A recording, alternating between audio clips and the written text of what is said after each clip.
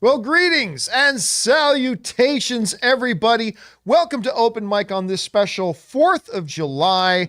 For the folks who live here in the United States of America, I hope you enjoy your 4th of July. I'm going to enjoy it even though my holiday, Canada Day, was a couple of days ago. But hey, we're still going to have some family and friends over for some barbecue. Ray's going to be working the barbecue, I think. Oh yeah, that's what they say. I don't Who we let knows him what know that yet. happens? Of course, Ray's here. Jonathan Boyko's here. Most See ya, importantly, you guys are here. Glad you guys are here for this kind of more relaxed sit-down version of our open mic here, where the mic is open. The floor is yours. What do you guys want to talk about? That is what we're going to discuss here on Open Mic. There's two different ways to send in questions and topics for Open Mic.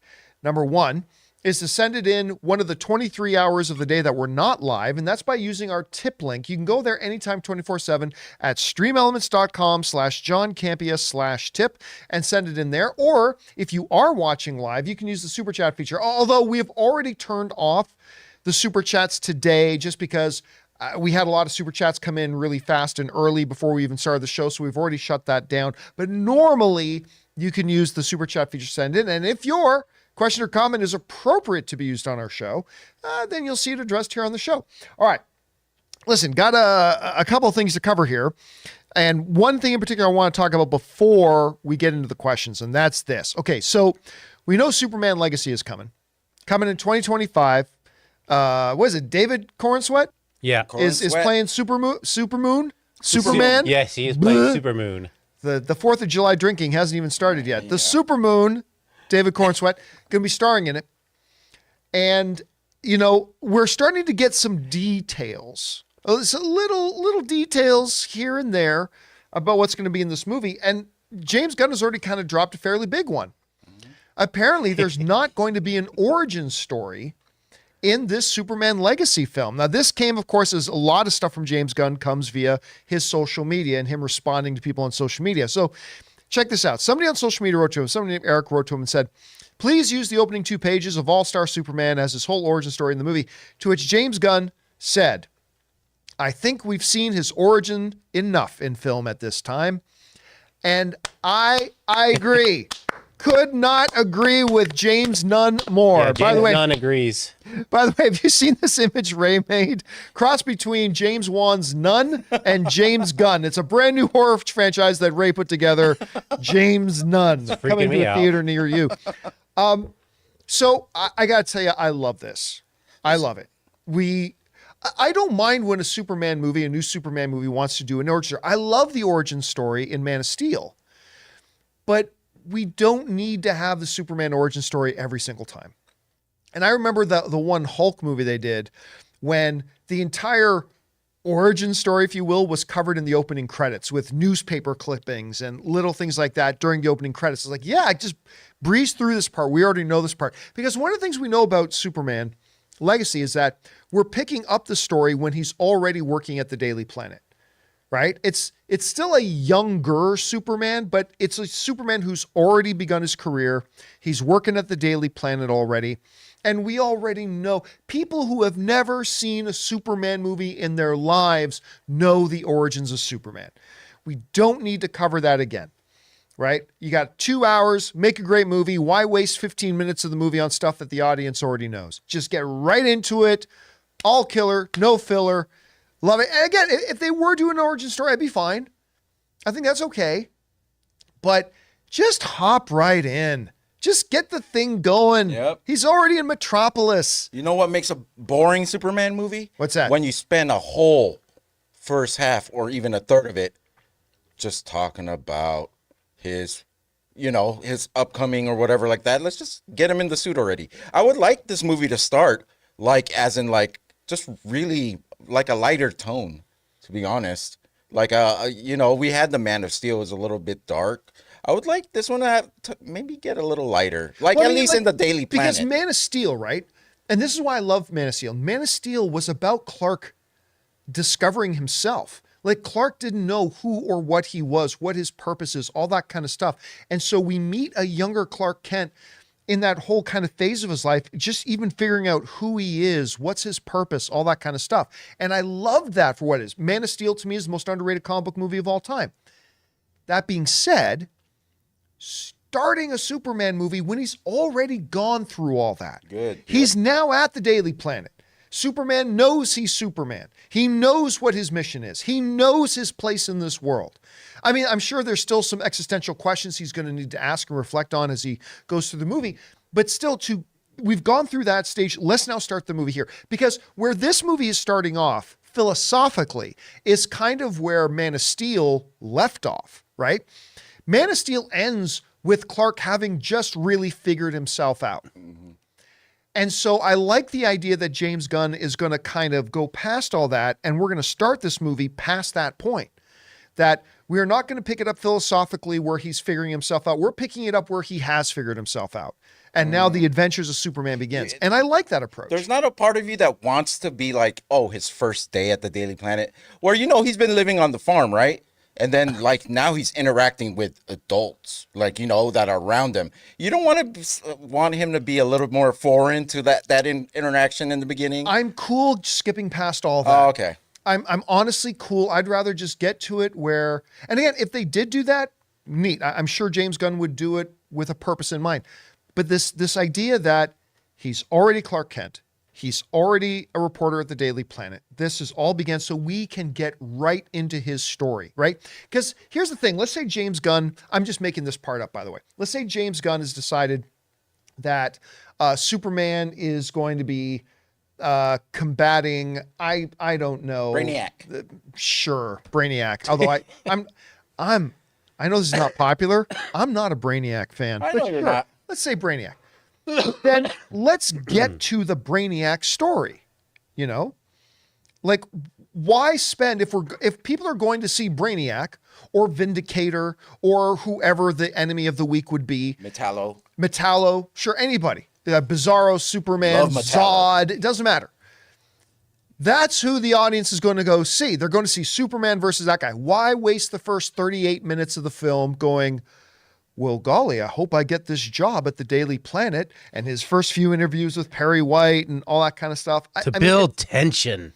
Oh, I guess just build up. No, I like the idea. Listen, we all know this already. Yeah. Like, we've covered it so many times, and I don't care whether it's Smallville or Christopher Reeves or Brandon Routh's or even the current CW HBO Superman and Lois. Like, it just looks.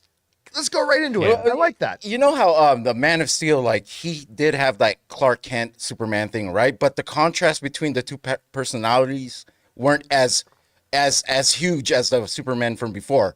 Before, like, Clark Kent was a bumbling, like, he was smart, but he was, like, clumsy, you know? And then when he got into Superman, he was a man of confidence. Yeah, in the Christopher Reeve Superman movies, right? He looked like a resident of Animal House, the fraternity in Revenge of the Nerds. He looked like he would have lived in the house with Revenge of the Nerds, right? Right.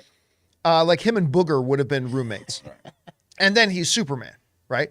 And you're right, a lot lately, like Superman and Clark in the TV show Superman Lois, they don't act any differently from each other. Which one would you rather have? What would you like to see on screen for this Superman? Superman. I don't care that much about Clark, to be honest with you, about the Clarks. I'm just more interested. But again, it can be used for good storytelling. Then he's going to do it. So there you have it, guys. James Gunn has confirmed we're not going to be getting an origin story in this, and I'm actually pretty excited about that. Just jump right into the story. I kind of like that. All right. With that down, guys, let's now head over to your questions that you guys have been sending in. We did not do an open mic yesterday because I had to go get an open mouth filling. I had to do an open mouth yesterday. Had to go get a filling at my dentist the other day yesterday. So we did not have that. So we've got some questions to get caught up on. Jonathan, let's get into it. What we got up first? All right. Sallah writes, hey team, love watching you guys and the banter you share. Euro pussy. My cousin Angelo, hey Ange, showed me John back at the AMC days when I was 14. I turned 23 this week. Wow. Thank you for igniting my spark of love for movies. I'm tired of the multiverse. And then just writes, hey, I'm back again. Did you hear that Invincible? Well, you know, let's take. Yeah, one at a time. First of all, it's always crazy to me hearing from people who's like, hey, man, I I started watching you my first year of college. My wife and I are now expecting our second child or something like that. That's always wild to hear. So thank you for being along for the ride. Listen, the way I look at multiverse is the same way I look at time travel in movies. I think they're both lazy writing. Using time travel and multiverse in writing is pathetic and lazy. Now, just like with time travel, that's not to say there aren't a couple of examples of time travel use in movies that I don't think are fantastic. Star Trek, which one was The Voyage Home? 4? 4. Yeah, 4 was The Voyage Home. I thought that was great. Back to the Future, obviously, right? So there are examples of it being used that I think are used really well. Multiverse, there are examples of it being used well, but for the most part, it annoys me. Like lately, it's like, okay, we've just had like no less than 5 movies where multiple versions of the same character are running around. Ooh, that's never been done before. Oh, that's right. I've seen it 3 times in the last month. I'm so over it. I'm ready to move past it. I'm good with it. I think it's just so unfortunate that DC and Marvel did it at the same time. And sometimes that just happens in the industry. Like, it's not just DC and Marvel. Sony did it at the same time too. Yeah. Mm-hmm. And be careful. They're doing it the best. Obviously, the Spider-Verse stuff is by far the best usage of it. And No Way Home was good. I liked No Way Home. I did. But okay, Doctor Strange is fighting 3 different other versions of Doctor Strange. Spider-Man, there's 3 different versions of Spider-Man. Flash, there's 2 different Flashes standing next to each other. And it's like I'm over it. Be careful what you say because Deadpool 3 is coming. I know, and they're going to do the same thing. Yes, I've heard of you. We've reported on some things we've been hearing. They're going to do the same thing. But I want to go back to our viewer right here. Are you proud of yourself? Yes, that Euro pussy is now in his vocabulary. I'm not going to be proud until it's an official currency on the global financial markets. Get the Euro pussy in circulation. Then we will have accomplished something. Keep that word to John, okay? Right. You don't look at us all and say, hey, Euro pussy. All right, what's next? All right. So they're back. Again, did you hear that Invincible is adapting a multiverse story? Of course they are. I don't understand this method of storytelling when there's main universe stories left to be told.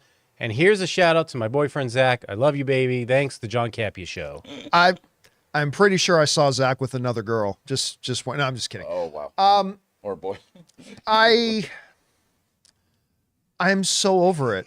Why? There we go. There it is. There's the Euro pussy. Number 1 currency in the world, ladies. Forget Bitcoin, forget Ethereum, forget the American dollar. Invest today in the Euro pussy. Oh, yeah, I 10x my money. Yeah. That's easy, overnight. You got to work hard for that Euro. Why? Correct me if I'm wrong, but I don't think the Invincible comics had a multiverse story. Why would they be doing this? I don't know. Yellowstone will do it too. That's what I mean. Like, now everyone's just kind of jumping on the bandwagon. Yeah, I know. It's it's stupid. It's lazy. It's pathetic. I'm so over multiverse. That's what my mother used to tell me. What's next? Just J Newbie. I just found out that Liam Hemsworth will be replacing Henry Cavill on The Witcher. Thoughts? Thanks. Bring on the filthy. Is this April 2022 calling us? Yeah. No, this was announced a long time ago. This is not April 2022. But yeah, it was announced a very long time ago that Liam Hemsworth is going to be taking over as Geralt of Rivia. I don't know that I care anymore. But you've seen the show. You've seen what Geralt does, right, on the show. Is Liam, can you see Liam? Because I don't know if that's the Hemsworth that you're more critical of. Or Liam is definitely the one we're more critical of. Okay. Do you see him doing okay in this role? Does Gerald talk a lot? Does he do... well, it's Geralt. Oh, Geralt, sorry. Yeah. You know. Hey, Jerry. Or G. Listen, I have met and sat down and spoken with Liam Hemsworth. He is a nice dude. Really nice guy. And he has his moments. I don't find him to be a particularly strong actor. And maybe that's just him not really having been given the right role to really accentuate his strengths. This might be it. Maybe this is it, but I'll be honest with you. I've watched 1 episode of season 3. And this is the final episode with Henry Cavill. Yeah. And I'm not loving it so far. And Chris Carr, who has seen several episodes of this season, she says it doesn't get any better. So I think to me, The Witcher might already be over. So, and that's through no fault of Liam Hemsworth or anything like that. But I mean, look, if you got to get somebody to replace Henry Cavill, Liam Hemsworth, he's a big dude, physical, strong presence on screen, which you got to have for Geralt of Rivia. You got to have that. But I just honestly just don't care all that much at this point.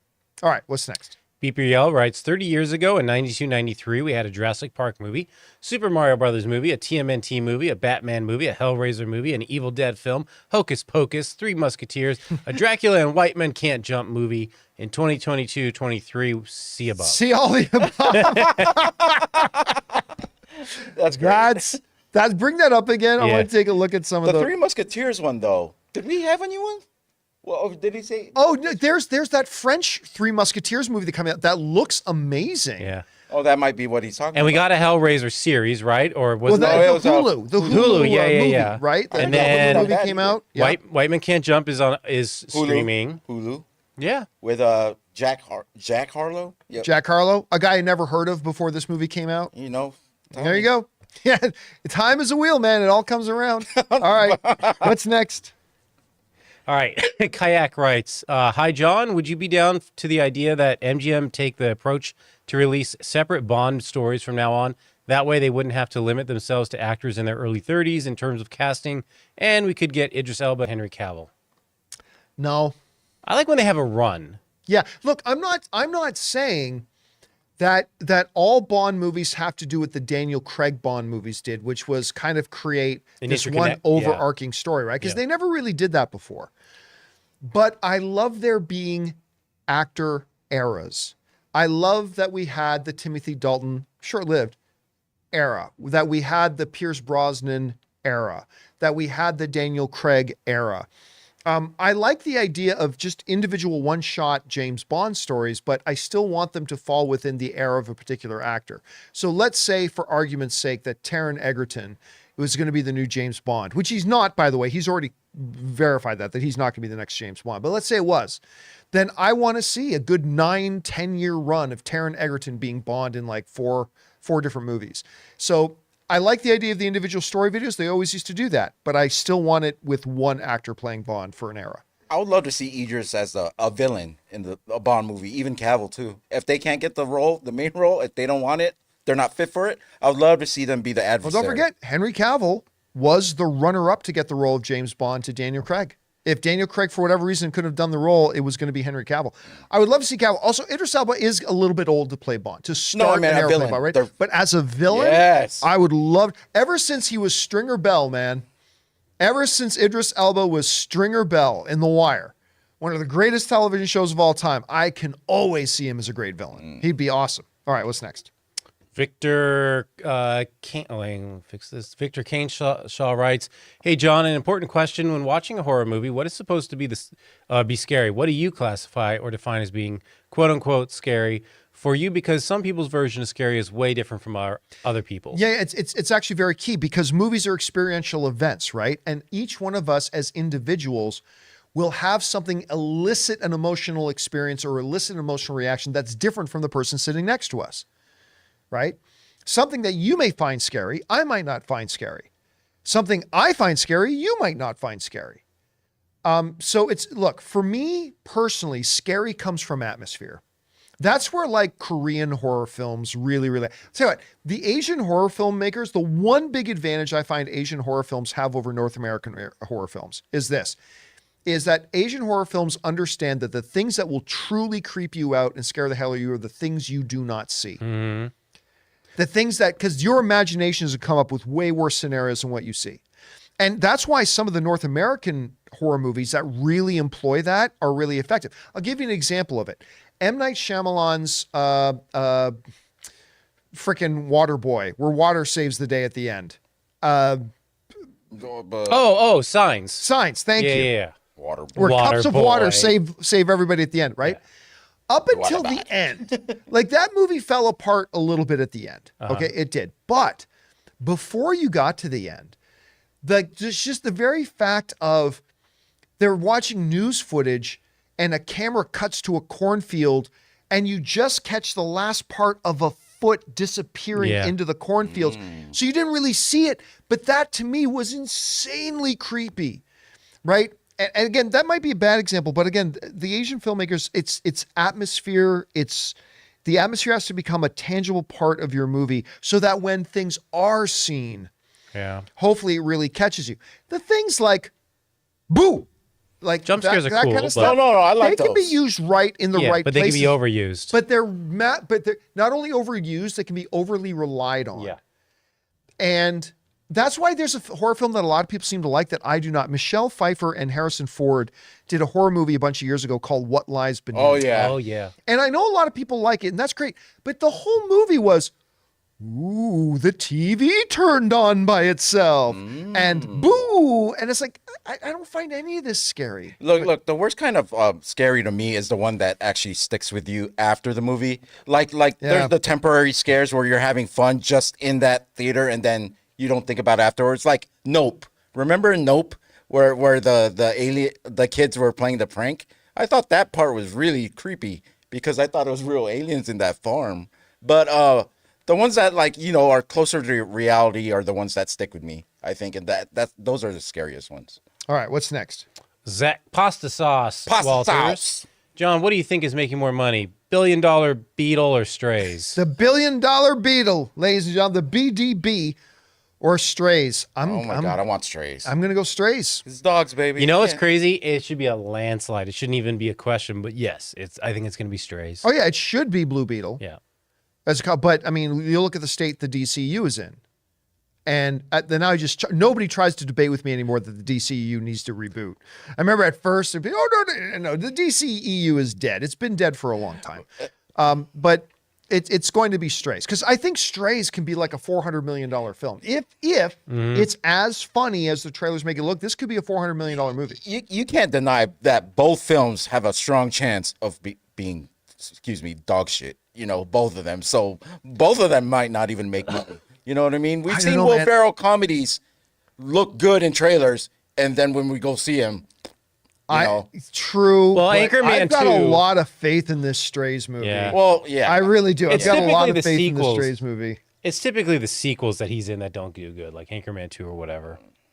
All right, what's next? It's the French Naughty Boy. Wow. John, have you watched the McDonald's biopic movie, The Founder? Yeah, with Michael Keaton, Nick Offerman. and Yeah, Nick Offerman. yeah. We've talked about that film many times on the show. I really enjoy it a lot. I mean, that. it's not. To me, it's not in the same caliber of real life business foundation movies like, say, Social Network or things like that. But it's a really good, solid movie. I enjoyed it quite a lot. All right, what's next? Captain Boomerang rules. WBD should have Axe Flash for the tax credit instead of Batgirl. Much of the content Zaslav has cut still seems quite popular on streaming, while the stuff he's pushed is bombing in cinemas and on TV. How long before stockholders start crying foul? You're 1,000% wrong. You're 1,000% wrong. Batgirl wouldn't have made $100 million. And listen, I have personally spoken to somebody who has seen the film. And I have not seen it myself, but I have personally spoken with somebody who has seen the film. And from everything I've heard, not just from this person, but others, that movie was atrocious. It wouldn't have cracked $75 million. The Flash is an Oscar-winning film compared to Batgirl. I really like The Flash a lot. I love that movie. I love the movie. Yeah, to say it that way. But how much has Flash made now? I mean, The Flash has already passed 200 million. Yeah. I mean, it's tanking, yes, for sure. But I mean, that's a movie that's already brought in money. It's not going to bring in enough money to break even, not by a long It shot. was like 2 something. It's 245. Yeah. 240. So it's probably going to end up around 270, probably around 270, right? That's $270 million more than they would have had. Whereas Batgirl, no, was going to be even. And the thing, look, the reality is they made a good movie with Flash. Batgirl, they did not. From everything we know, they did not make a good movie at all. Flash was a really good movie, but the state of the DCEU, not to mention all the Ezra controversy and all that kind of stuff, was way too much for it to overcome. I mean, I was telling people, there were people having arguments with me 6 months ago that Flash was going to make $1 billion. That was me. It's not going to make $1 billion. Look at the state of the DCEU. It is not going to make $1 billion. Now, if you had asked me if I thought it would only make $230 million, I would say, well, it'll make more than that. I would have said it would make a lot more than that. But here we are, right? So no, the stuff. Here's the thing. The stuff they've axed. Either one was stuff that was already out and nobody watched, or two was stuff that was just going to sink their brand even worse. And they cut the right thing. They put the movie out in theater that's at least recouping some of its money, and is actually a pretty good little film versus cutting something that was not going to recoup any money and was just going to be terrible. And by the way, would have hurt the careers of the people involved with it. So yeah. All right. What's next? Okay, Willoughby staying with a two-parter. One of my family's fondest memories with my dad before he passed was Boxing Day 2014, when he picked watching all 4 Indiana Jones movies as the family activity, as they were his favorite movies. My mom and sister couldn't get together to watch Indy 5, but we all decided to watch separately and give a toast to our dad before it started. A couple of us have seen it and were a little mixed, but but think our dad would have really liked this. So with that in mind, I'll give it a thumbs up. First of all, movie traditions are like some of the best family traditions. I love movie traditions as a part of, or movies as part of their family traditions. Yeah, I mean, that's the funny thing about Indiana Jones and the Dial of Destiny is that generally speaking, most people seem to like it, right? It started really rough with like a 50% critic rating. It's gone all the way up to a 68. It might even get to 70. The audience rating is an 88. That's not saying that the audience loves it, but it's at least telling us that at least 88% of the people who saw it liked it. So the general consensus seems to be that people like the film, but it's not great. I had several major issues with it that I've talked about several times, but still at the end of the day, it did the most important thing right. For an Indiana Jones movie, you got to capture a sense of adventure. I got the sense of adventure in it, despite the fact that I thought, Phoebe Waller-Bridges' character was an asshole, despite the fact that I thought they had Indy do some too much extreme action. I thought the action finale of the movie was a little bit anticlimactic. Aside from all that, I still found it to be a fairly enjoyable movie. And I think most people seem to be feeling that way too. But, you know, it's a shame because Indy deserved to go out with a bang. And it's kind of unfortunate that they weren't able to accomplish that. All right, what's next? Okay, Garden Variety Vagabond. Just leaving Indiana Jones, heartwarming and exciting. Found Phoebe Waller-Bridge annoying yet charming. Loved the last scene and amazing send-off. Yeah, I love the last scene too. Like the action climax of the film I found to be anticlimactic. But the actual final scene I thought was quite warm. I actually did like the final scene. Well, and see, you know, somebody in the live chat here, Angel, is saying, if most people liked it, why is it a flop? Quite often the Academy Award winning picture for Best Movie of the Year is a flop. There's many different reasons why people don't go out to see it. The key here, Angel, is that people who did go to see it liked it. But just because people who go to see it like it doesn't mean it's going to convince a lot of other people to go see it too. Right. So, I mean, that's not, box office tells us a lot of things. It doesn't tell us whether a movie's good or not. It can imply sometimes, you know, if it gets super repeats viewings and stuff like that. But yeah, some of the greatest movies of all time never had anybody go see it at the theater, just the way it is. And some of the most horrible movies of all time have made $1 billion. There are some bad movies in the $1 billion club. So anyway, yeah, there's that. All right, what's next? All right. Garden Variety Vagabond writes, forgot to mention theaters all sold out in Boston area today. There was applause at the end of the showing. Yeah, we had a good size. Listen, make no mistake about it. A movie making $60 million on its opening weekend, that puts Indiana Jones in the top 10% of the biggest opening weekends of all time. Now, there's a lot of films in the top 10% because there's been a lot of movies made. A $60 million opening weekend is a solid opening weekend for almost any film. It's just not a solid opening weekend for a movie that cost almost $300 million to make.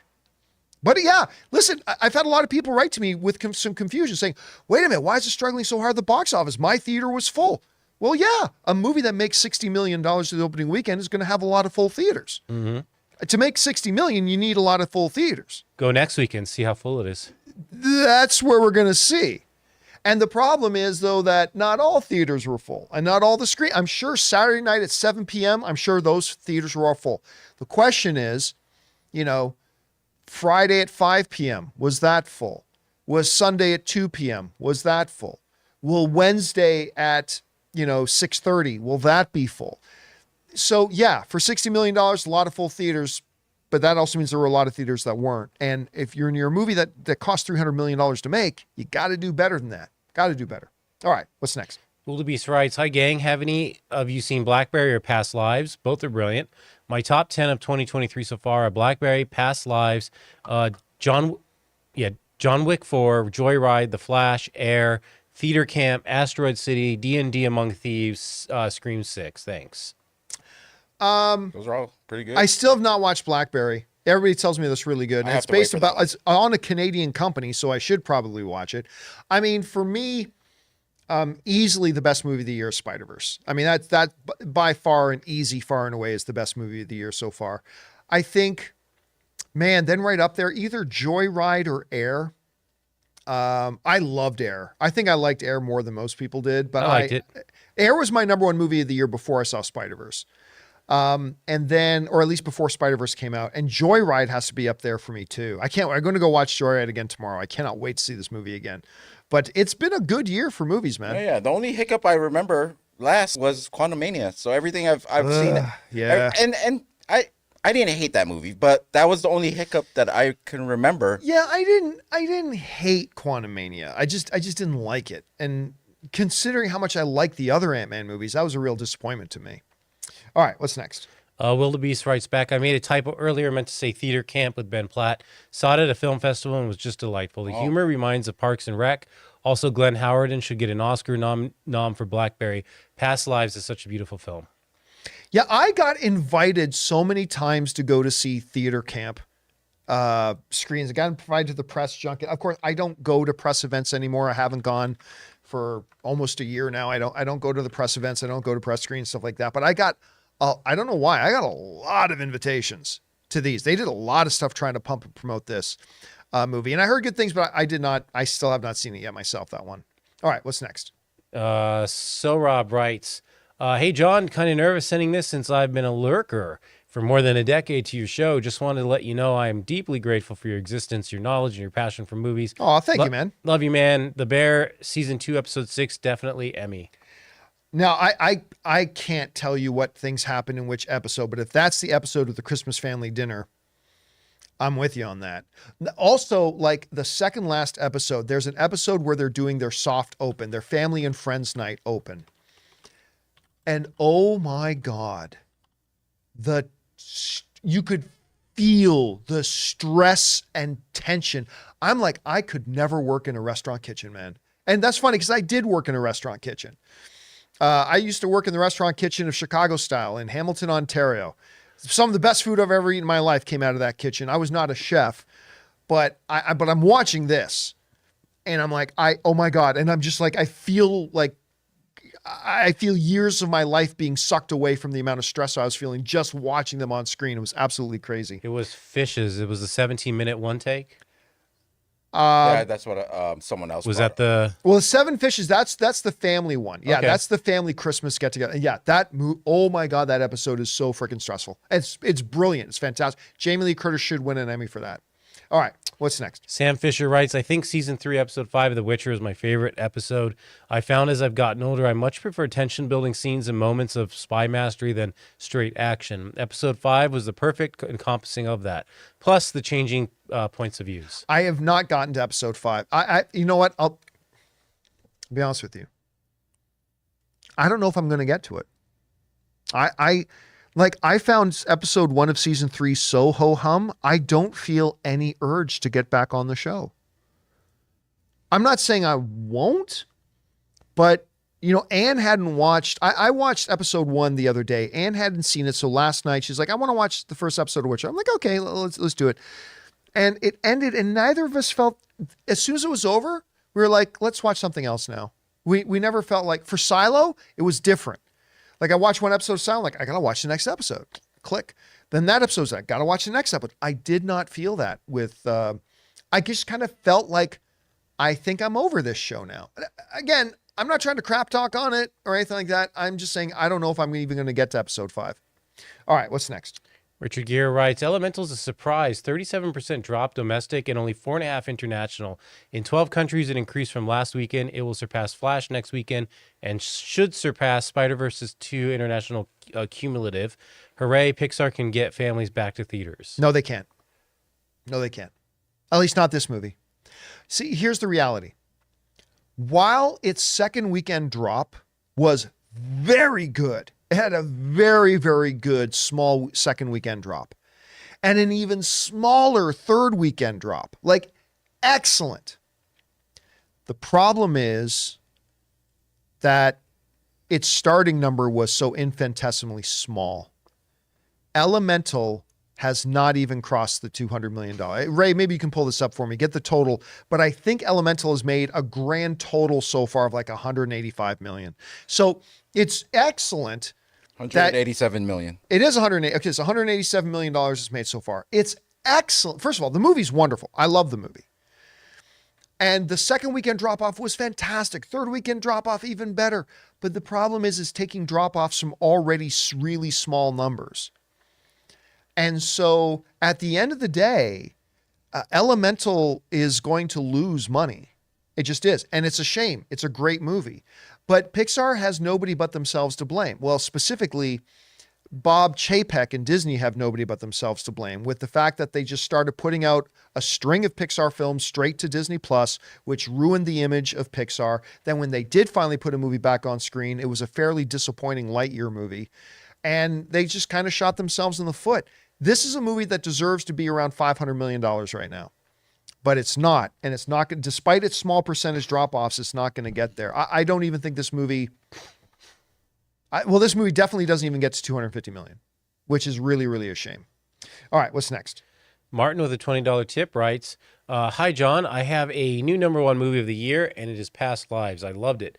The dialogue are brilliant. Cinematography is chef's kiss. I recommend it. Have a good day. Yeah, I haven't checked it out yet myself. I'll be honest with you, I'm probably not going to get a chance to check it out, but I like hearing from people that they enjoyed that one. All right, what's next? Scott Brown writes, I'm a huge Indiana Jones fan, so I saw Dial of Destiny this weekend, and it was okay. Not a bad movie by any means, but it seemed to lack a sense of personality, of fun. I felt it needed more humor or good humor. Disney needs a big hit. It's been a while. You know, it's funny that we live in an era right now where a lot of people will complain about humor in a movie when really, when you dig down to it, they're not complaining about the humor. They're complaining that they didn't like the humor. Because like Spider-Man Across the Spider-Verse has more humor in it than Thor, or has just as much humor in it as Thor Love and Thunder did. It's just that it had better humor. And so nobody complains about it. It is weird coming out of a movie just saying that movie needed more humor. But I felt the exact same way about Indiana Jones and the Dial of Destiny. When you look back at the 3 original classic Indy films, they had so much humor in it. They really did. It was a little camouflage because it blended in so well with all the stuff that was going on. I agree with you. I felt like one of the things this movie was missing was a little bit more of that sense of whimsy. Indy is a character who has a lot of whimsy to him, and I wish they had a little bit more of that. A lot of it, and I kind of get it. It was at the end of his era. And it just felt like everything he did was begrudgingly. Yeah. He's like, oh, why am I doing this? Which I can understand having elements of that. Yes. It was just too much of it. Too much of it. And also I thought there was a perfect opportunity for someone, and this isn't a spoiler, to say, fly yes, land no. Yeah. I thought it was coming, I for sure, but it didn't. By the way, you hear this one line in the trailer, and I thought it was a really missed opportunity, because in the trailer, you hear Sallah saying, I miss... Yeah. What does he say? I miss the something. I thought it was like, miss the desert. Word? I miss the desert. I miss the sea. I miss waking up every day wondering what new adventure lies in front of us. Okay. Great line. Excellent line. But it's spoken in the movie by a guy who doesn't get to go on the adventure. Yeah. It's spoken by a guy who stays at home. He turned around. Yeah, he I was like, oh, okay. And like, I'm watching the movie, it's like, I brought my passport, Indy. I'm like, yes, we're going to see Indy and Sallah on adventure. Oh, Sallah's not going. So the guy who says that great line that's in the trailer doesn't even go on the adventure. I would have either liked to have seen Sallah go along or have Indy say and embody that line. Have Indy saying while he's sitting in a chair reading an old book, I miss the desert. I miss the sea. I miss waking up every day wondering. He needed a little bit more of that. I agree. I think he needed a little bit more of that. All right, what's next? Hitchcock is the GOAT writes, hey, John, the way you told the story, I couldn't help but laugh at your pain because caused by AMC with the trailer issue. Oh, yeah. I'm from Ohio, and Cinemark is our main theater chain. Their popcorn with the layered butter option is amazing. Wish you had one closer to you. I'll tell you what. Layered butter. Yeah, Layered. you can actually ask them to layer your butter. That, you know what? ArcLight used to do that too. They were like, would you like us to layer it? I'm like, yes, I would. Yep, you guys are doing God's work. That's right, layering butter. And for those of you who don't know what layering butter is, they will literally fill your popcorn bucket half full, put butter on it, then fill it up, and then put butter on it again. I mean, God's work right there. They are not theater workers. They are missionaries. So I am actually getting closer and closer to giving my final fuck you to AMC theaters. I love their screens. I love their seats. I love their sound. But they are the worst when it comes to how they treat their customers. They are awful. And they have the best loyalty program. The AMC A-List is the best loyalty program. I don't want you to think I'm biased. I think they have the best loyalty program. Great screens. Once I'm in an AMC theater and sit down and watching a film, I enjoy myself. But they have such inept, horrible, incompetent clown show leadership at AMC theaters these days. They are a fucking joke. And I am getting so close to finally saying, you know what? I just can't take it anymore. Right now, they are still the movie theater I go to. I'm in an abusive relationship, but I keep going back to them, Ray. I keep going back. Jesus. But I'm getting one or two more incidents, and I'm cutting up my AMC A-List card, and I'll make the extra drive to go to Cinemark or Regal because they are that fucking awful. They're Regal's terrible. not much better though. You might want to just do Cinemark. I mean, but the thing is, there's a great Regal at the Spectrum Center in Irvine. I've gone there a few times. Really good experience. That Cinemark that we went to watch Transformers was Cinemark fantastic. really nice. Part of me is still there right now. Part of my spirit stayed behind as well. It was wonderful. It's just that it's a 30-minute drive, right? But I'm getting to the point. I'm getting close to just saying fuck you, AMC. And maybe starting every single one of the episodes of the John Campea Show podcast every day with, by the way, greetings and salutations, public service announcement, everybody. Nobody go to AMC theaters because they're the worst and they hate you. They hate you as customers. They hate you as consumers, and they would rather you not exist. So say fuck you to AMC and go somewhere else. I'm getting close to doing that. Also, I loved everything at that Cinemark. I forgot to mention, the workers there were really great too. Awesome. They Awesome were customer smiling. service. They were, like talking to you. The whole thing was great. If Cinemark, I tell you, I already would have made the switch if Cinemark had a loyalty program nearly as good as AMC. Oh yeah, their loyalty program. Because they just do not. They have a weak loyalty program. Cinemark does, but everything about our experience going to that theater was awesome. All right, what's next? Murray Reich says, shit, more AMC. I know you have issues with AMC, but when I went to Regal, I see the Flash a couple weeks back. Showtime said 7 p.m., but they first had 8 minutes of commercials, then 22 minutes of trailers, plus 2 Regal ads. Yes, their ads are worse than Kidman's. Then movie started at 7:35. Yeah, it's unacceptable. It's rare that this is an industry-wide thing. And it got so bad. It's so bad that not at this most recent CinemaCon, but at last year's CinemaCon, the chairman of Paramount Pictures, which, by the way, they have done a bang-up job the last couple of years, Paramount, with their presentations, but the chairman of Paramount Pictures got on stage in front of all these movie theater owners at CinemaCon and said, guys, please start playing less trailers. Because, and he didn't say because you're ruining the movie-going experience, which you are. You're ruining the movie-going experience. But he said, you guys are playing so many trailers that people don't even remember what trailers they watched. At ArcLight, ArcLight had a three trailer rule. And 3 no trailers start the movie. And every time I would go to a movie at ArcLight, I remembered every single trailer that played in front of it. Now, it just all becomes a blur. I don't even remember what trailer played. It's all just a blur. And most of the time now, by the time the movie starts, I'm like, what movie were we here to see again? Like, I almost forget what movie we're even there to see. Oh, I've done that. Until the first scene, I'm like, what am I watching? And what's I'm like, what we're here to see? All right. All right. Are you serious? Yeah. What's I next? Just like, what the hell is it? Then the first scene my comes, I'm like, oh, that. All right. Min writes, if most of all of the next phase, 5 movies of Marvel Phase 5, the Marvels to Blade, have a lackluster reaction like Phase 4, would you say it's time to reboot the MCU? No, because it depends. Like, lackluster reaction is one thing. Bad is another.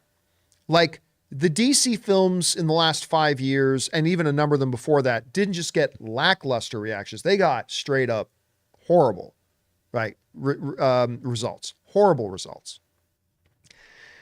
Ant-Man and the Wasp: Quantumania may have been a bad movie, but Ray, you can look this up for me. I think it still made over $500 million. Yeah, I think it's at. It might even be at 6. It might be at 6. I'm looking at it. I got it Okay, right here. you got it? It is 476. Oh, so it didn't hit 5. Oh, wait. I was thinking of another movie. Okay, then. so but hey, guess what? It made $80 million more than Black Adam did. And it's the least favored that's one. the worst result Yeah. they've ever had. But what did they follow it up with?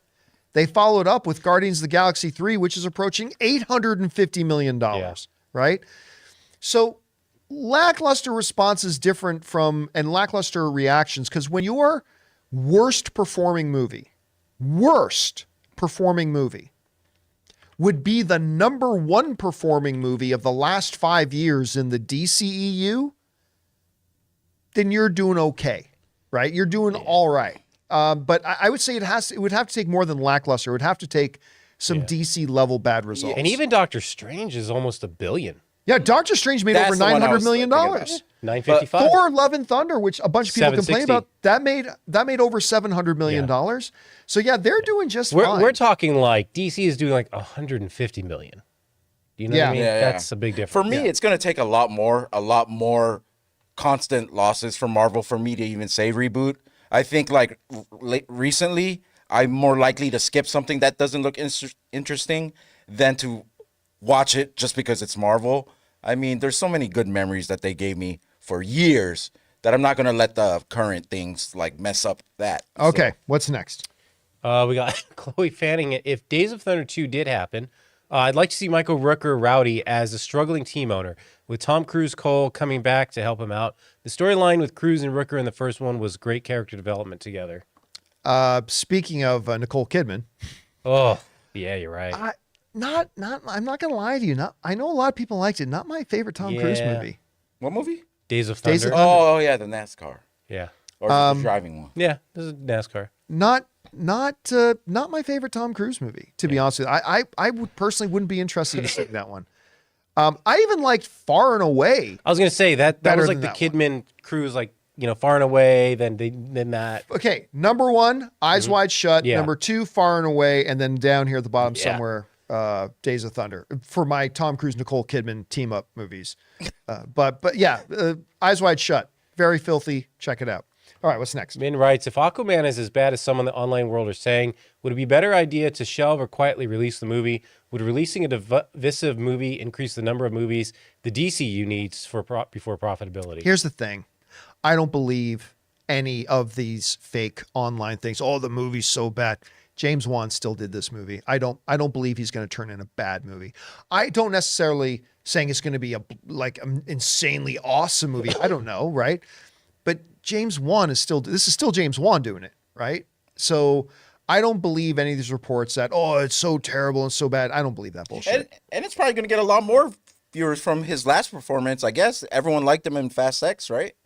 I mean, Jason Momoa is kind of a good thing on the screen. Even the people like me who really did not like Fast X really like him in that movie. Jason Momoa is great in Fast X. He's the best part of that movie.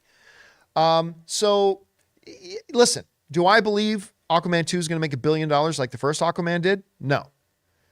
But do I believe it can make money? Yeah, I believe it can make money. But, it's not going to be a $300 million movie. It's probably going to be closer to a $600 million movie, which would make it the highest grossing DCU film in 5 years. So we'll see. All right, what's next? Murray Reich, my superpower at movie theaters is being on the slowest line at the concession stand, no matter how short the line is, even if I'm behind 3 people. Dude, I don't know how many times. It's like every single time. Ann and I will go. Now, fortunately now, at the AMC we go to, there's only 2 lines. There's the AMC A-list members line and the non-AMC A-list members line. Aside from that, though, whenever we go to a grocery store, a movie theater, whatever, and there's multiple lines, or even trying to check in at Disneyland or Universal Studios. Okay, well, that line's shortest. Great, get in that line. And then inevitably, the lady at the front is digging through her purse for 15 minutes trying to find her coupon. I mean, I don't know. Why are you talking about Ann like that? No. You guys should pay together next time, Ben. And I'm just saying it happens every time. I feel like whatever lane you get in, that's going to end up being the slowest lane. Yeah. I relate. All right, what's next? Garden Variety Vagabond. At the end of the real Conan movies with Arnold, they end with the older Conan on the throne. In 2012, Legend of Conan was written by or with Arnold, having an unforgiven feel. But Universal dropped out. Is it time for Arnold as he's aged into it perfectly? Arnold is not a box office draw anymore. It pains me to say it. I hate that. His place in Hollywood history is forever secured. Yep. But Arnold Schwarzenegger is simply, and he has not been for a long time. People don't rush out to the movie theaters to see Arnold Schwarzenegger. So I think that's the reason why, even 10 years ago, they realized there's no return for us to do another Conan movie with Arnold. Even 10 years ago. Tell you what, he made a movie, I keep forgetting the name of it, where he played the sheriff of a town. Johnny Knoxville one? And Johnny Knoxville's in it. Yeah. I can't remember the name of that movie.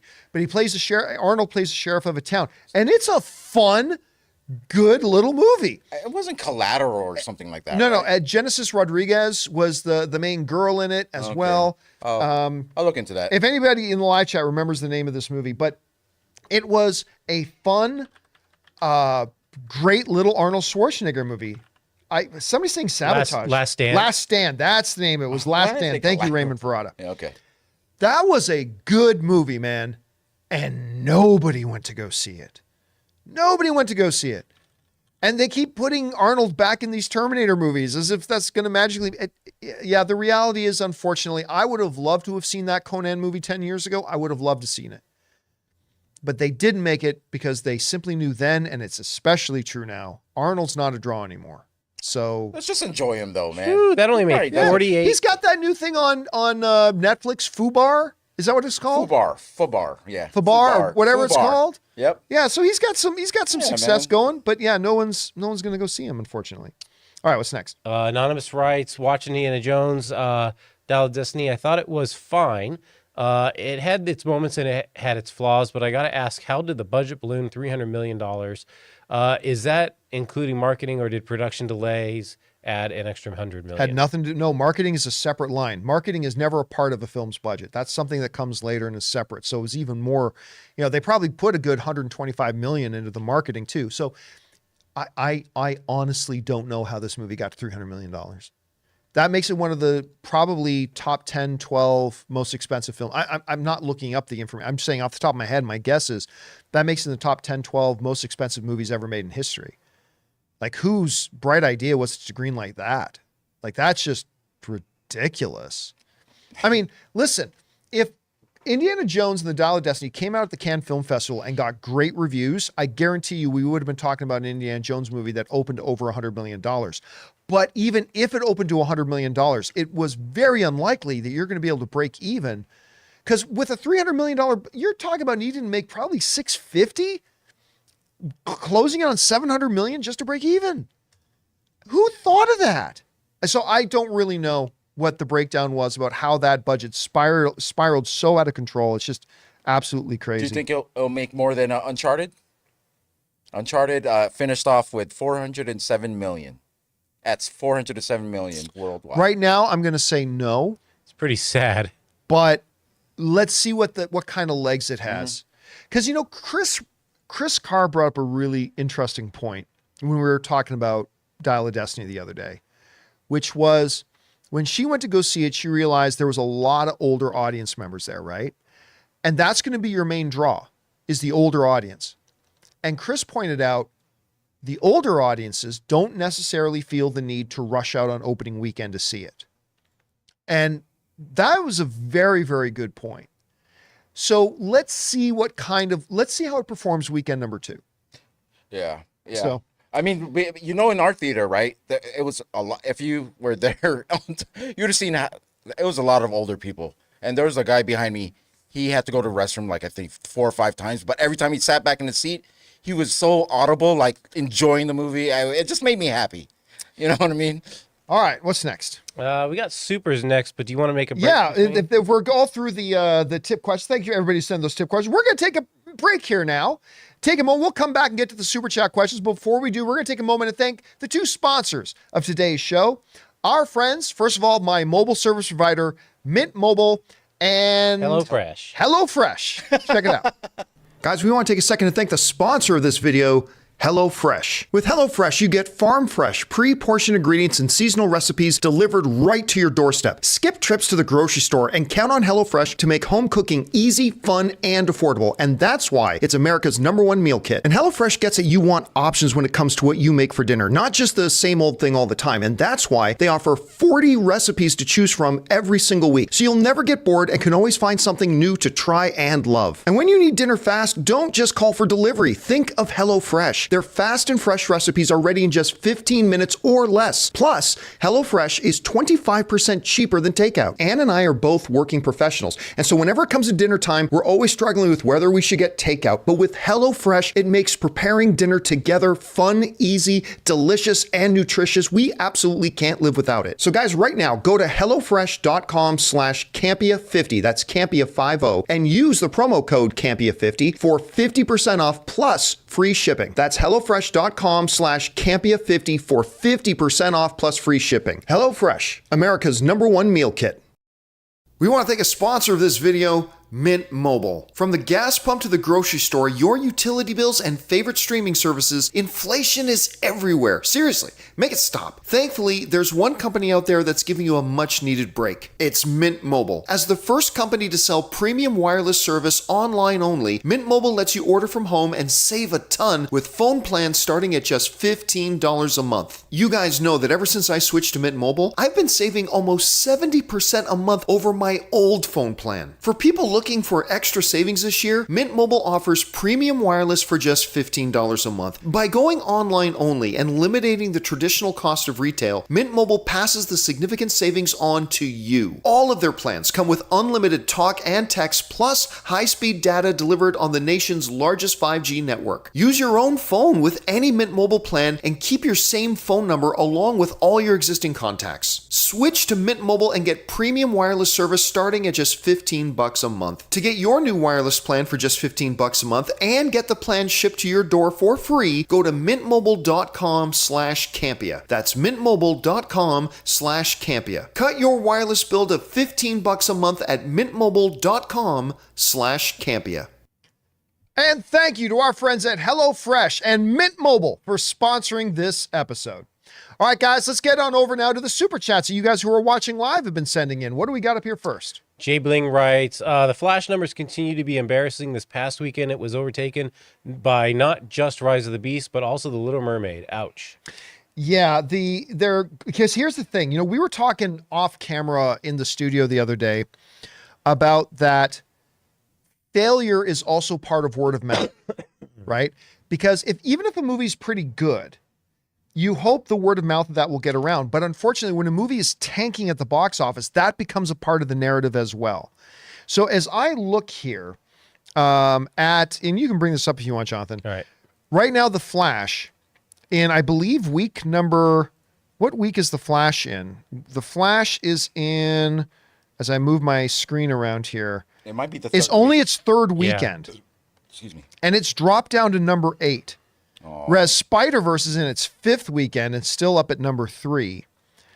On its third weekend, The Flash made $5 million. So sad. No Hard Feelings. Granted, it's on its second weekend, but No Hard Feelings made more money than The Flash did. No Hard Feelings. And Little Mermaid, which has been in theaters for 6 weeks, twice as long as The Flash. Little Mermaid holding strong at number 7 there, made more money than The Flash did. Asteroid City is just a little bit behind The And Flash. Asteroid City, I mean, it's not great. Right now, The Flash has made a grand total of $246 million, which means it made more money than Shazam 2. So, all right, let's hear it for Flash. Made more money. And I gotta say, all the movies in this list right now, you got 28 days to make all your money. Because when Turtles come out, and just eats up all the money at the box office. Turtles come out, you might as well go to video. And listen, I am not hate talking on Flash. I love this movie. Yeah. I love this movie. I've seen it twice in theaters. I'm going to go see it at least one more time.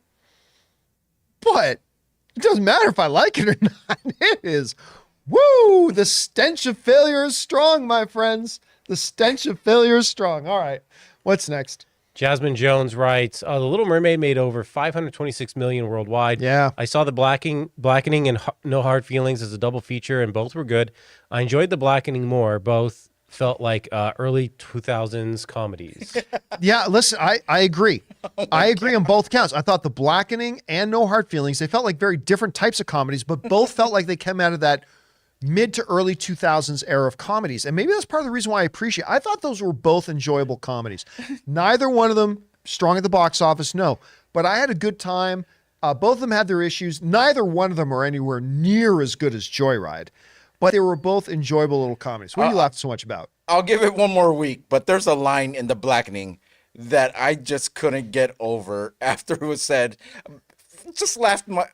We laughed out the building, me and Ryan at least, at this one line. I'll give it one more week for you guys to see it who want to see it. Is it when she was swimming? Are you No, he was going up the tree. That's the same scene. Yeah. I don't know why that line. I know. Yeah, it had some good. That movie had a couple of really good laugh out loud moments. All right, what's next? Oh, wrong one. Jasmine Jones is back and writes, also, I've loved going to the movies this year almost every weekend across the Spider-Verse, and I enjoyed Fast X, The Blackening, No Hard Feelings, Elemental, and The Little Mermaid, and more to come. Listen, there have been a lot of really enjoyable movies this year. I mean, not a ton of them that are like, oh my God, this movie's definitely going to end up in my top 10 at the end of the year. But some just like, for instance, a good example of it is Transformers Rise of the Beasts. Is that a great movie? No. But did I enjoy it? I did. I want to see it again, to be honest. I wouldn't mind seeing it again myself. No Hard Feelings. Do I think it's a great movie? No, but I had a good time watching it. Little Mermaid, did I think that was a great movie? No, but I'm not a Little Mermaid guy. But it was good. There have been a lot of movies this year that I have enjoyed more. You know what? It's good too, because prior to like April, I felt there was like a dozen movies in a row that I watched that I didn't like. And I still remember after like Flash and what was the other comic book? Guardians. Flash and Guardians, I was like, this is the first time in a long time that I've liked two comic book movies back to back. I felt like I went through a really long stretch where I was having a hard time finding movies to enjoy. And I feel like the last number of months have been like a really good streak for me. What was the last movie I watched I really didn't like? Quantumania. Fast X. You said you didn't like. Oh, yeah, Fast X. Didn't like Fast X. Didn't like Quantumania. But for the most part, I've been enjoying my time at the movie theater, and that's a nice feeling. And that's great for Jasmine too. She's in a pocket where she's liked everything she's seen. Yeah. All right. What's next? Luke1234 writes, which is the bigger disappointment for their opening weekend, Flash or Indy 5? What did Flash end up making opening weekend again? Oh, was it? Oh, it was below. Hold on, let me look at it. Flash made $55 million opening weekend. I'm gonna say Indiana Jones is the bigger disappointment, because with Flash, I've been telling people for a long time, don't expect too big things from the box office for Flash. It's part of an entire film franchise that the entire movie-going audience has already given up on. Listen, a lot of people jumped off the Indiana Jones train with Crystal Skull for sure, but I think that the potential for a bigger opening weekend was bigger with Indiana Jones than it was for Flash. And so the fact that they both opened up around the same, 55 and 60, I think that makes Indiana Jones the bigger disappointment. All right, what's next? John Redcorn writes, if you would have told me 3 years ago that Uncharted will make more than Black Adam, Flash, and potentially Indy 5, I would have said you crazy. We were just talking about that off camera. This because Ray is the one guy in the crew that really liked Uncharted. It's like, Uncharted did make more than Black Adam. If you had told me that like a year and a half ago, 2 years ago, however long ago, hey, we got Uncharted coming up soon and then Dwayne Johnson's Black Adam. Uncharted is going to make more money. I would have said you were crazy. Absolutely crazy. Who's crazy now, baby? Who's crazy now? Just like turtles. I think a turtle is coming out of my mouth right now. Uncharted, ladies and gentlemen, looking better and better every day. All right, what's next? What? John Redcorn writes, over under 40% James Mangold Star Wars film still happens. I don't think there's any reason to believe that it isn't. I don't believe any Star Wars is going to happen. Like, why on earth would anybody think for a second that James Mangold's Star Wars movie wouldn't happen at this point? I mean, the only reason to believe that is because Star Wars projects seem to fall like dead flies. But if it's because Indiana Jones didn't do great at the box office, listen, that has more to do with marketing, all that. All a director can do is try to make the best movie they can. So let's take a look at this, shall we? You are talking about the director who made Walk the Line, Identity, 3:10 to Yuma, Night and Day, which is one of the most underrated Tom Cruise movies, by the way. The Wolverine is the one thing on this list I went, He made Logan, Ford v. Ferrari. Because Indiana Jones didn't live up to its box office potential, you're going to... This guy, this is one of the greatest directors working in the business today. You point to me six directors right now, working active directors right now who have a better film resume than this guy does. It's not going to be easy. He's got a terrific resume. 3:10 to Yuma, I think, is the best Western in the last 20 years. I think you've got to go all the way back to Clint Eastwood's Unforgiven before you get to a better Western.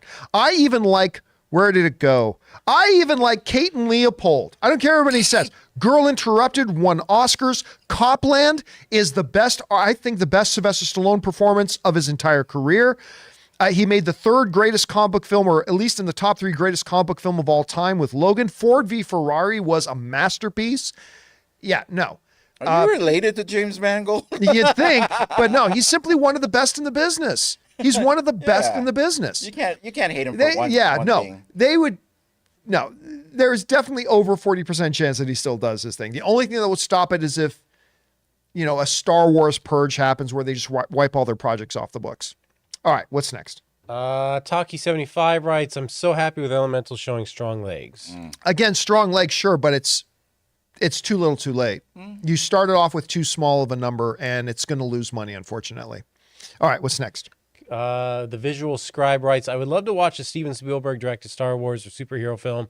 Perhaps he might direct one in the future. I have said forever, my dream movie is a Steven Spielberg directed Star Wars film. That's my dream movie. I don't think it's ever going to happen. I mean, I got close to believing it might happen one day when I was at the Force Awakens premiere, and I looked over here, and there's George Lucas and Steven Spielberg sitting together. And I thought, maybe. But no, it's never going to happen. But that's my dream movie, my all-time dream movie. All right, what's next? Terry McGinnis writes, thoughts on Sound of Freedom, which opened today. Never heard of it. Me either. I saw it on the list for box office, but I don't know what it's about. Yeah, sorry. All right, what's next? Okay, Daniel Vacura writes, Apple TV remains the most underrated streaming service to me. No more Ted Lasso, but For All Mankind, Severance, Mythic Quest, Silo, Shrinking, and Hijack are all great. Can't wait for the After Party Season 2. They have... What's the After Party? I'll tell you, man, they have come out of the gate swinging. And I feel foolish because back when Apple TV did their big presentation announcing the new Apple TV Plus service, and they brought all the stars out to talk about their shows, I thought that was underwhelming. This Apple TV Plus thing is going to fail. Well, I didn't say it was going to fail, but it kind of had that feeling to me. I said I was underwhelmed by it. Totally underwhelmed by that presentation. I'm not excited for this Apple TV Plus thing anymore. But they have very quietly gone on to put out amazing product after amazing product after amazing product. They got some of my favorite things to watch on TV right now. Is Silo Apple?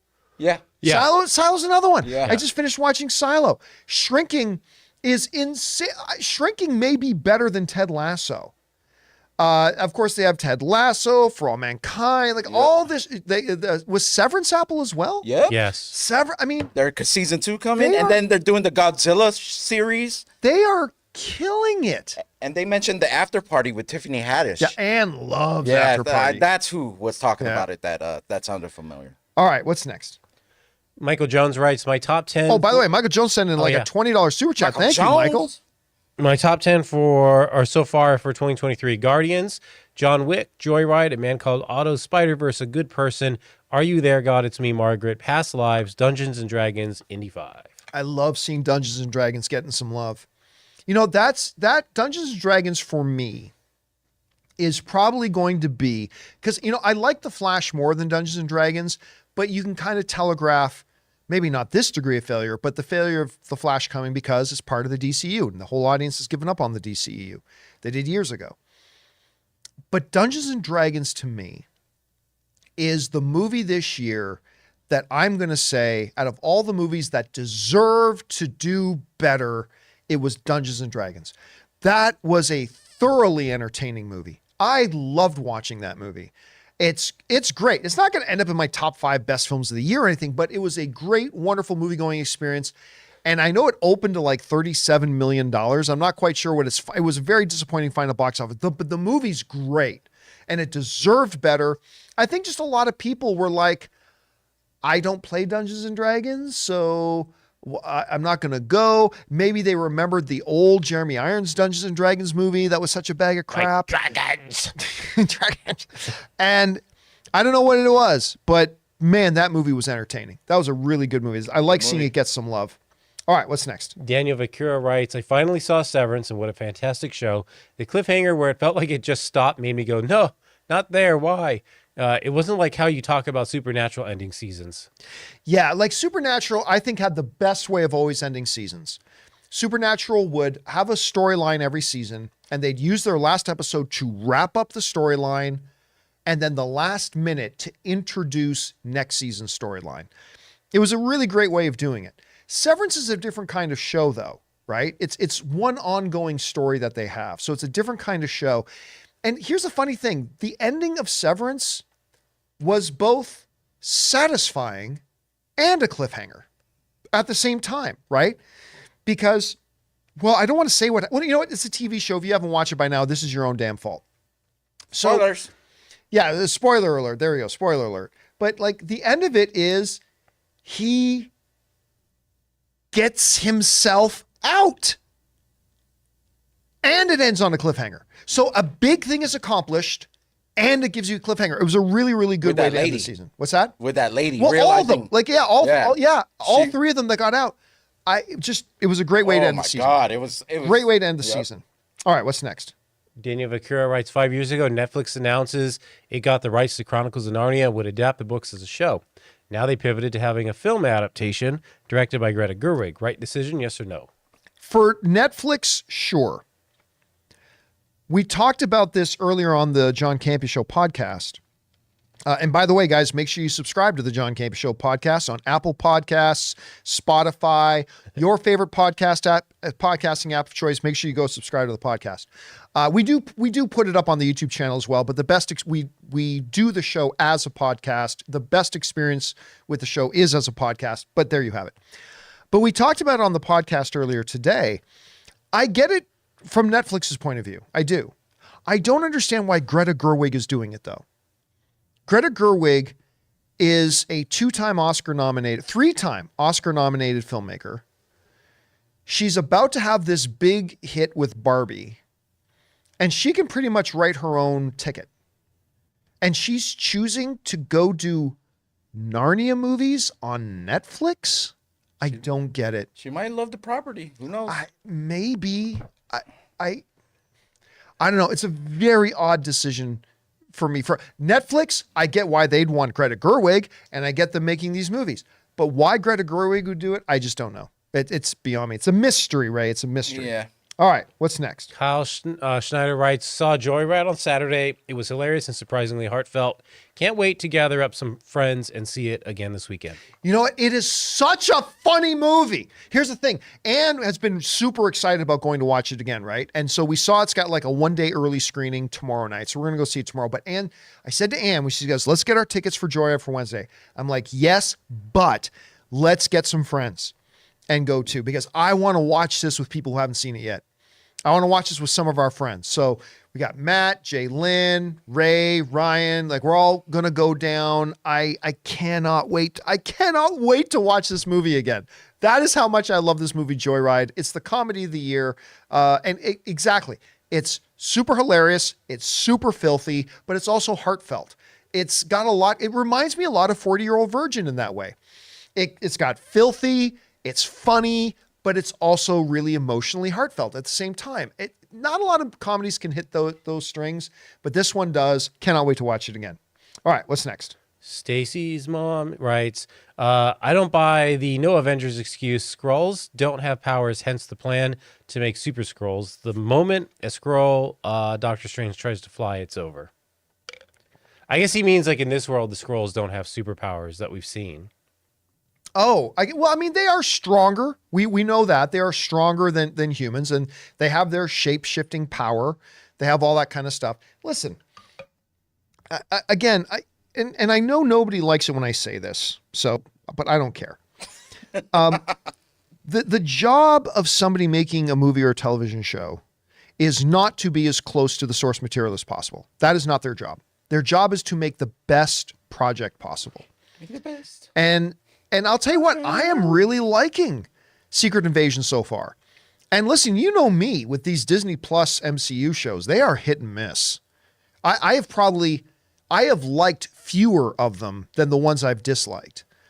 But this one for me is working. Maybe it's because I'm a sucker for that whole political espionage, intrigue, thriller kind of vibe. And this one's really carrying that for me. So far, and now granted, I'm only 2 episodes in, just like everybody else. But from the script that I've read, I really liked, but I've read lots of scripts that read really well that turned out to be bad movies or bad TV shows. So far, I got to tell you, I'm really enjoying this. Not as much as, say, Ms. Marvel or WandaVision, but I think so far, only 2 episodes in, I think this is my 3rd favorite MCU show on Disney Plus yet. But, we'll see once we get further into it. All right, what's next? That's all. All right, and guys, that'll do it for today's July the 4th, 4th of July. Is it July the 4th or 4th of July? 4th of You already July. messed it up. I already messed up. Whatever, you Americans. The 4th of July, special edition of Open Mic. Thank you guys so much for being here, making this part of your day. May you have for those of you who are Americans, I hope you guys have great, wonderful evening of fireworks and barbecue. I know we do.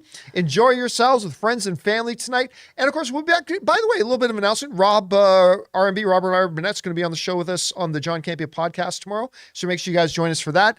We, of course, on our YouTube channel, we have some videos that will be going up earlier in the day before we do the main show. And of course, Open Mic will be back again live tomorrow afternoon as well. We hope you guys will join us then. Guys, for Ray Orr, Happy 4th. Jonathan Voico. See ya. My name's John Campea, and until next time, my friends, bye-bye.